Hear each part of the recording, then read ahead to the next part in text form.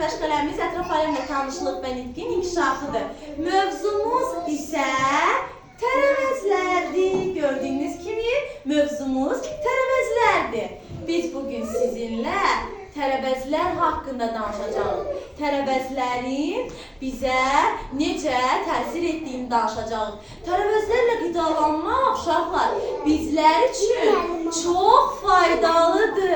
Biz tərəvəzlərlə qidalandıqda sağlam və daha tez böyüyür uşaqlar.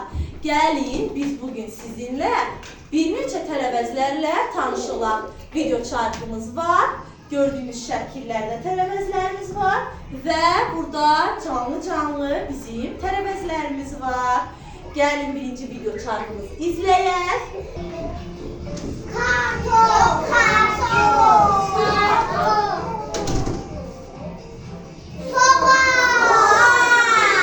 Soğan, düzdür. Kələm. Kələm, düzdür.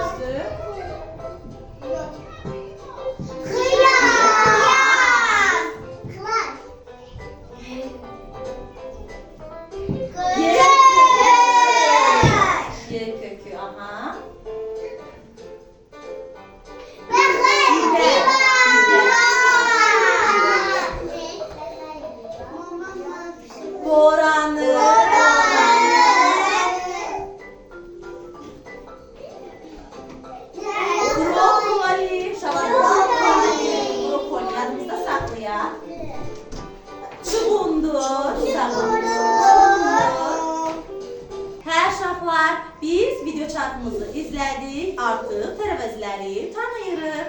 Gəlin, şəkillər vasitəsilə tərəvəzləri seçək. Hansı tərəvəzdir? Çuğundur. Aferin, göbələk. Daha sonra qardalı.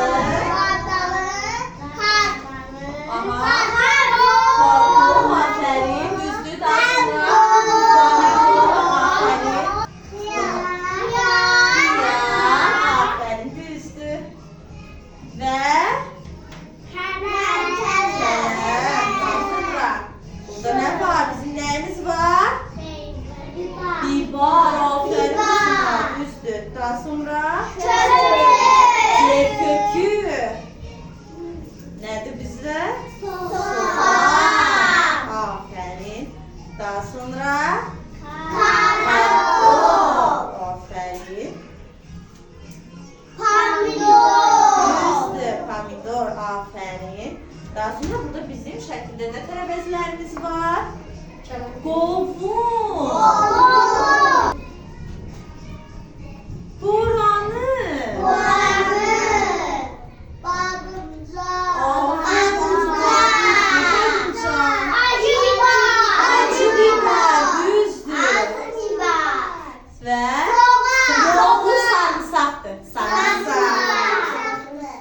Sarımsak.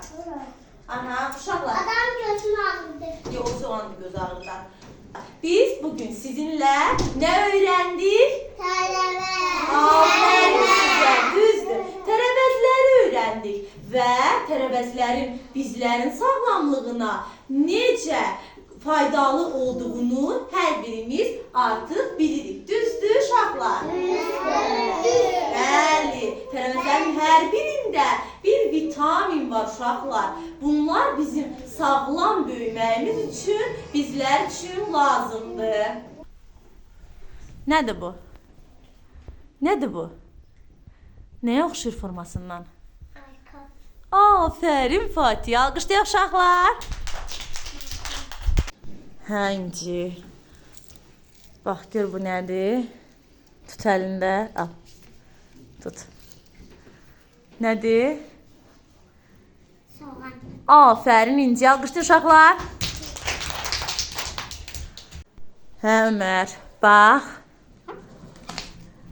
Əlini vur, toxundur əlini. Nədir bu? Kələm. Aferin Ömər, alqışlayaq uşaqlar. Tut əlində Yusif. Nədir bu? Hə. Nə? Aferin Yusif, alqışlayaq uşaqlar.